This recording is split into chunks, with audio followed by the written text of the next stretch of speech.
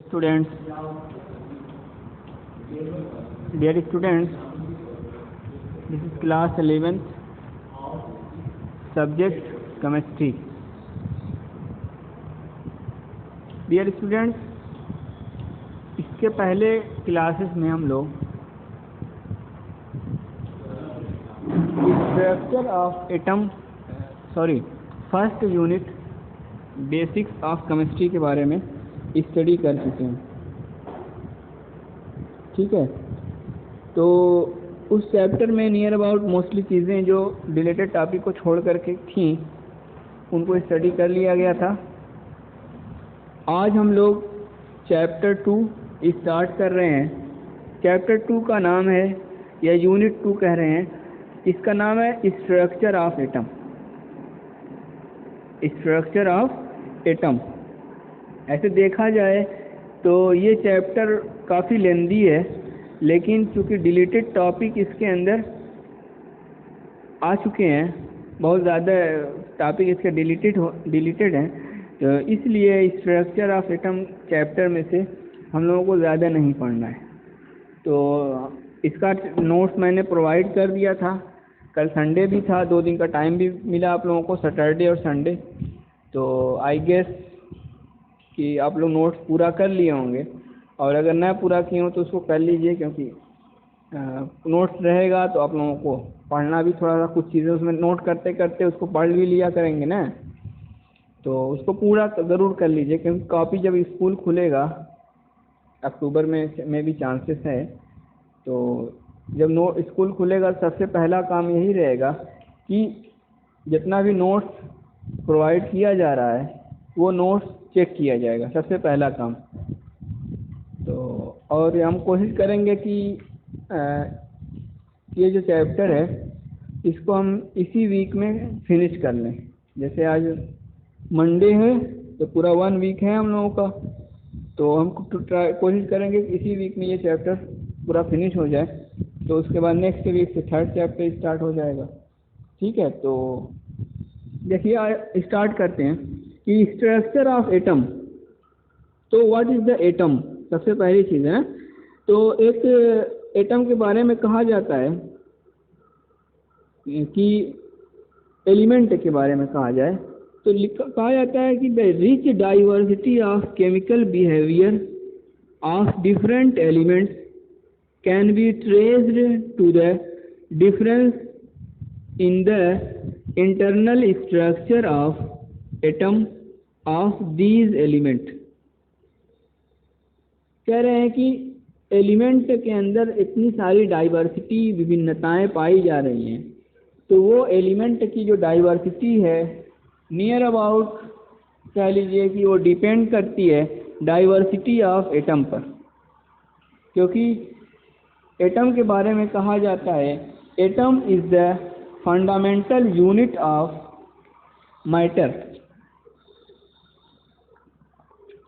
Atom के बारे में क्या कहा जाता है कि हम उसको कह सकते हैं atom is the fundamental unit of fundamental unit of matter.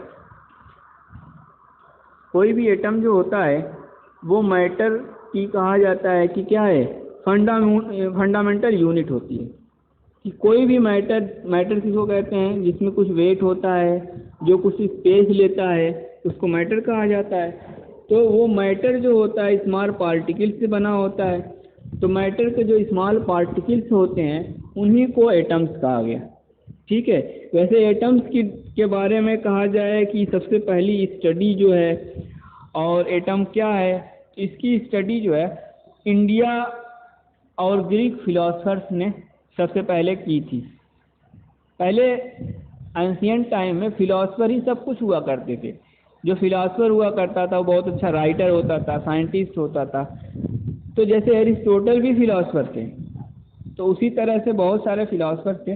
तो उसमें इंडियन आर्यभट्ट जैसे इंडियन फिलोसफर रह चुके हैं, है ना। तो ये इस तरह से फिलोसफर हुआ करते थे।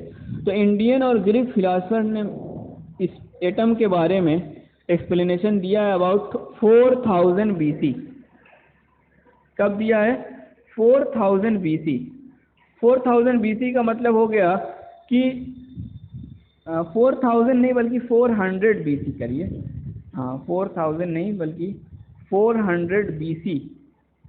सबसे पहले इसका मतलब लगभग 2500 ईयर्स बैक एटम्स के बारे में स्टडी सबसे पहले हुई थी। उसके बाद एटम्स की बहुत सी स्टडी हुई। तो एटम जो है वर्ड एटॉमियों से बना हुआ है, जिसका मतलब होता है कि अनकाउंटेबल। एटम वर्ड जो है वो ग्रीक वर्ड एटॉमियों से बना है। एटॉमियों का मतलब होता है अनकाउंटेबल, है ना। एटॉमियो, एटॉमियो ये वर्ड है, ग्रीक वर्ड है ये। हाँ, तो ग्रीक तो एटॉमियो का मतलब होता है अनकाउंटेबल या अनडिवाइजेबल। लेकिन ये मीनिंग इसकी नहीं बदली, वर्ड इसका जो एटॉमियो वर्ड है, एटम है, इसको नहीं बदला गया, लेकिन मीनिंग बदल गई। क्या मीनिंग बदल गई कि एटम्स जो हो रहे हैं वो काउंटेबल हो गए और अनडिवाइजेबल के बजाय एटम्स क्या हो गए? डिवाइजेबल हो गए, है ना। तो इसकी सबसे पहली थ्योरी किसने दिया था? सॉरी, डाल्टन्स एटॉमिक थ्योरी में क्या कहा गया था? सबसे पहले एटम की जो थ्योरी प्रपोज की 1808 के अंदर, वो डाल्टन ने दी थी। तो डाल्टन ने कहा कि एटम्स आर अनडिवाइजेबल, और उन्होंने क्या कहा कि एटम्स आर अनकाउंटेबल। लेकिन मॉडर्न थ्योरी ने डाल्टन थ्योरी की कॉन्सेप्ट को क्या कर दिया? फ्लॉप कर दिया, फेल कर दिया, और कहा गया कि atoms are divisible, it divided into its basic units electron, proton, neutron. ठीक है। और एटम्स आर काउंटेबल, एटम्स को हम काउंटेबल भी कर सकते हैं। तो इस तरह से इसकी हाइपोथेसिस जो है बदलती रही एटम्स के बारे में। तो डाल्टन्स एटॉमिक थ्योरी, ये सारे थ्योरी दी गई थी। तो इसके बेस पर अगर हम देखें तो देखिए, सबसे पहले कहा जाता है, वो तो डाल्टन एटॉमिक थ्योरी अभी आगे डिस्कस किया जाएगा। सबसे हमें इसके कुछ बेसिक्स के बारे में जान लेते हैं। देखिए, सब एटॉमिक पार्टिकल क्या होता है इसको जान लीजिए। सब एटॉमिक पार्टिकल्स, अब तक इस वक्त नाउ टाइम तक 20 सब एटॉमिक पार्टिकल्स की डिस्कवरी हुई है। ठीक है। और इन 20 में से 3 सब यूनिट सब एटॉमिक पार्टिकल्स, मतलब एटम्स के अंदर ऐसा माना जाता है लगभग 20 टाइप्स के एटॉमिक पार्टिकल्स पाए जाते हैं। और उसमें से 3 सब एटॉमिक पार्टिकल्स सबसे इम्पॉर्टेंट जो हम जानते हैं, एक है प्रोटॉन, ठीक है, एक है इलेक्ट्रॉन, और तीसरा है न्यूट्रॉन। प्रोटॉन, इलेक्ट्रॉन और न्यूट्रॉन। प्रोटॉन का चार्ज जो होता है +1.6 × 10⁻⁻19 C, मतलब कूलाम। इलेक्ट्रॉन पर आप जानते हैं निगेटिव चार्ज होता है, तो इसकी वैल्यू होती है 1.6 × 10⁻⁻19 कूलाम। आप जानते हैं न्यूट्रॉन चार्ज लेस होता है, इसलिए इसकी चार्ज क्या है? 0 है। ठीक। प्रोटॉन का मास होता है 1.673 × 10⁻⁻27 किलोग्राम। इलेक्ट्रॉन का मास होता है 9.1 × 10⁻31 किलोग्राम। और न्यूट्रॉन का मास होता है 1.675 × 10⁻⁻27 kg। इसको नोट भी कर लीजिएगा आप लोग। तो ये प्रोटॉन, इलेक्ट्रॉन और न्यूट्रॉन क्या हैं? सब एटॉमिक पार्टिकल्स हैं, या इनको बेसिक पार्टिकल्स ऑफ एटम भी कहा जाता है। और इसको एक नाम और है, यहाँ पर देखिए हमने लिखा है कि एलिमेंट्री पार्टिकल्स। इनको क्या कहा जाता है? एलिमेंट्री पार्टिकल्स भी कहा जाता है। अब इनकी प्रॉपर्टीज़ के बारे में डिस्कस किया जाए तो देखा जाए, सबसे पहले प्रॉपर्टीज़ ऑफ न्यूट्रॉन हम यहाँ पर डिस्कस कर रहे हैं कि न्यूट्रॉन क्या होता है, कैसा होता है। देखिए, न्यूट्रॉन का सिंबल है 0 and 1, इसको रिप्रेजेंट किया जाता है। ये जहाँ 0 लगा है ना, यहाँ पर एटॉमिक नंबर लिखा जाता है, और जो 1 जहाँ पर लिखा है ऊपर n के, वहाँ पर एटॉमिक मास लिखा जाता है। ये सर्टेन है, हमेशा ये याद रखिएगा कि लेफ्ट साइड में नीचे एटॉमिक नंबर और राइट साइड में ऊपर एटॉमिक मास लिखा हो। तो जब भी कहीं कोई नंबर इस तरह से लिखा रहे तो आप समझ जाइएगा। तो इसका कोई जो होता है, कोई इसका एटॉमिक नंबर होता नहीं है, चार्ज नहीं होता तो एटॉमिक नंबर भी नहीं होता, इसलिए 0 हो गया और 1 इसका मास प्रेजेंट कर रहा है। स्पेसिफिक चार्ज इसका देखा जाए, स्पेसिफिक चार्ज को E/m कहा जाता है। तो ये 0 होता है और इसका मास आपको पता है कि 1 AMU 1.00 AMU या 1.675 × 10⁻27 किलोग्राम। तो इसी को जब देखा जाता है तो 1 AMU होता है एटॉमिक मास यूनिट, इसीलिए n के ऊपर 1 लिखा हुआ है यहाँ ऊपर। उसके बाद neutron is heaviest fundamental particle और सब एटॉमिक पार्टिकल, मतलब इलेक्ट्रॉन, प्रोटॉन, न्यूट्रॉन ये जितने होते हैं इन सब में सबसे ज़्यादा वेट जो होता है वो किसका होता है? हैवीएस्ट पार्टिकल कौन है? न्यूट्रॉन है। ओके, अच्छा, उसके बाद ये कहा जा रहा है neutron is an unstable outside the nucleus at decay as follows. Neutron को जब किसी न्यूक्लियस के बाहर कर दिया जाता है तो वो डीके हो जाता है, ख़त्म हो जाता है। और कोई न्यूट्रॉन डीके होता है तो क्या बनाता है? देखिए 0n1 है ना, तो डीके होगा तो हाइड्रोजन प्रोटॉन बनाएगा, निकलेगा उसमें से हाइड्रोजन की निकलेगा। इसका मतलब हाइड्रोजन का एटॉमिक मास देखिए 1 होता है, नीचे लिखा है, उसके ऊपर टॉप पर 1 लिखा है, एटॉमिक नंबर होता है। और इसका मतलब इसमें से इलेक्ट्रॉन वोल्ट क्या हो रही है? एनर्जी निकल रही है, एक इलेक्ट्रॉन निकल रहा है। ठीक है, तो ये प्रॉपर्टीज ऑफ क्या हो गया? न्यूट्रॉन। अब ये देखिए न्यूट्रॉन की कुछ और property. Neutron is a good projectile in a nuclear fusion reaction. Neutron जो होता है बहुत अच्छा प्रोजेक्टाइल होता है न्यूक्लियर फ्यूजन में, क्योंकि because it is neutral can easily penetrate into the atomic nucleus. ये पॉइंट बहुत ध्यान से सुनो कि न्यूट्रॉन प्रोजेक्टाइल होता है, इसका मतलब क्या होता है? न्यूट्रॉन प्रोजेक्टाइल का मतलब होता है कि कोई भी एलिमेंट प्रोजेक्टाइल अगर है तो किसी दूसरे एलिमेंट के साथ आसानी से वो पेनिट्रेशन उसके अंदर जा सकता है। क्यों? क्योंकि अगर चार्ज होगा, कोई प्लस होगा तो प्लस प्लस चार्ज हो सकता है, उस एलिमेंट का भी चार्ज हो तो प्लस प्लस रिपल करने लगेंगे, तो बहुत फोर्स देना पड़ेगा उसको पेनिट्रेट करने के लिए, अंदर ले जा करने के लिए। अगर प्लस माइनस भी है तो अट्रैक्ट करेंगे, लेकिन फिर भी कुछ फोर्स होगा ना। कोई भी एलिमेंट दूसरे एलिमेंट को अपने पास आने से हमेशा अपोज करता है।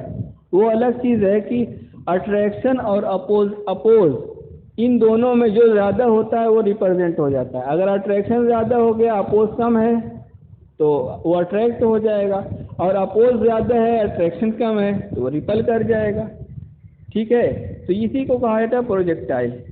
न्यूट्रॉन, अगर किसी एलिमेंट में neutron number of neutron count करना हो तो फार्मूला होता है number of neutron is equal to atomic mass minus atomic number, या एटॉमिक नंबर को आप कह सकते हैं प्रोटॉन नंबर या इलेक्ट्रॉन नंबर। यहाँ पर लिखा नहीं है इलेक्ट्रॉन नंबर, लेकिन क्योंकि किसी भी एलिमेंट में नंबर ऑफ प्रोटॉन या number of electron is equal to होता है किसके? एटॉमिक नंबर के। तो एटॉमिक नंबर लिखिए, नंबर ऑफ प्रोटॉन लिखिए या नंबर ऑफ इलेक्ट्रॉन लिखिए, उसको आप एटॉमिक मास से माइनस कर देंगे तो जो वैल्यू आएगी उसको क्या कहा जाएगा? ये number of neutrons in that element. Example के तौर पर यहाँ पर देखिए सोडियम दिया हुआ है, एटॉमिक मास 11, एटॉमिक नंबर 11 होता है, एटॉमिक मास ऊपर दिया हुआ 23। तो इसका प्रोटॉन एटॉमिक नंबर 11 है तो प्रोटॉन भी 11 हो जाएगा, इलेक्ट्रॉन भी 11 हो जाएगा। न्यूट्रॉन तो 23 माइनस 11 कितना आ जाएगा? 12 आ जाएगा। तो इस तरह से तो इलेक्ट्रॉन। अब उसके बाद थोड़ा सा डिस्कवरी के बारे में जान लीजिए। ठीक है, ये न्यूट्रॉन की प्रॉपर्टीज ऊपर हमने डिस्कस की। ठीक है, अब इसमें नेक्स्ट टॉपिक देखिए। Electron is discovered by J.J. Thomson 1897। Electron is discovered by J Thomson 1897, proton discovered by Goldstein 1886 1886, ठीक है। और उसके बाद न्यूट्रॉन डिस्कवर्ड बाय चैडविक 1932, सबसे बाद में न्यूट्रॉन की खोज हुई। सबसे पहले प्रोटॉन देखा गया, फिर इलेक्ट्रॉन देखा गया, और लास्ट में रदरफोर्ड मॉडल के बाद न्यूट्रॉन की खोज हुई, जिसको चैडविक ने उसकी डिस्कवरी की थी, ठीक है। तो अब उसके बाद ये तो हो गया बेसिक्स ऑफ एटम्स, और इलेक्ट्रॉन और प्रोटॉन या न्यूट्रॉन की डिस्कवरी भी बुक में दी हुई है, लेकिन ये टॉपिक डिलीट हो चुका है, इसलिए उसकी डिस्कवरी को हम लोग नहीं पढ़ रहे हैं, ठीक है। रदरफोर्ड मॉडल ऑफ न्यूक्लियस भी डिलीटेड टॉपिक में से है, तो उसको भी आपको डिलीट नहीं नोट करना, नहीं पढ़ना। अगर नोट कर लिए होंगे तो कोई मसला नहीं है, क्योंकि यहाँ नहीं पढ़ना है। कोई भी कंपटीशन या बगैर उसको जाने आपको आगे नहीं बढ़ सकते, तो आगे तो पढ़ना ही है, तो नोट बना लो। इसीलिए नोट मैंने भेज दिए सब। अब उसमें से जो डिलीटेड टॉपिक है उस पर टिक कर लो कि बस ये बोर्ड के लिए या एग्ज़ाम के लिए नहीं पढ़ना है, लेकिन जानना आपको ज़रूरी है, बगैर जाने आपका काम नहीं चलने वाला है, ठीक है। क्योंकि कोई भी नीट या मेडिकल का या जेई मेन या IIT कोई भी हो, वहाँ पर आपका उनसे क्वेश्चन आएंगे, तो पढ़ना ही है आपको। तो उसके बाद देखिए मॉडल ऑफ एटॉमिक मॉडल, आपका नेक्स्ट टॉपिक है एटॉमिक मॉडल। उसमें पहला मॉडल है थॉमसन मॉडल ऑफ एटम। तो Thompson model of atom J Thomson ने 1898 में दिया था, ठीक है। उन्होंने कहा था कि इस मॉडल को कहा गया कि रेजिन पुडिंग मॉडल, वाटरमेलन तरबूज मॉडल कहा जाता है, इलेक्ट्रॉन प्रोटॉन मॉडल कहा जाता है, या प्लम पुडिंग मॉडल भी कहा जाता है। इन्होंने कहा कि किसी भी एटम में तरबूज के सीड की तरह इलेक्ट्रॉन्स एम्बेडेड होते हैं, धंसे होते हैं in the sea of positive charges, और कोई भी एटम जो होता है वो इलेक्ट्रिकली न्यूट्रल होता है, मतलब जितना प्लस होता है उसमें उतना माइनस होता है। न्यूक्लियस की कोई बात इन्होंने नहीं कही थी, और इन्होंने कहा कि इलेक्ट्रॉन्स जो होते हैं धंसे होते हैं पॉजिटिव सी के अंदर, पॉजिटिव चार्ज के अंदर, ठीक है। बस इतनी सी बात इन्होंने कही थी। तो ये मॉडल ऐसे ही फेल हो गया कि इन्होंने न्यूक्लियस को नहीं बताया था, ठीक है। तो इस मॉडल को सीधे सीधे बाद में क्या किया गया, फेल कर दिया गया। अब आगे नेक्स्ट बोर मॉडल है, थोड़ा सा उस पर डिस्कशन किया जाएगा। हाँ तो ठीक है, ओके, थैंक यू।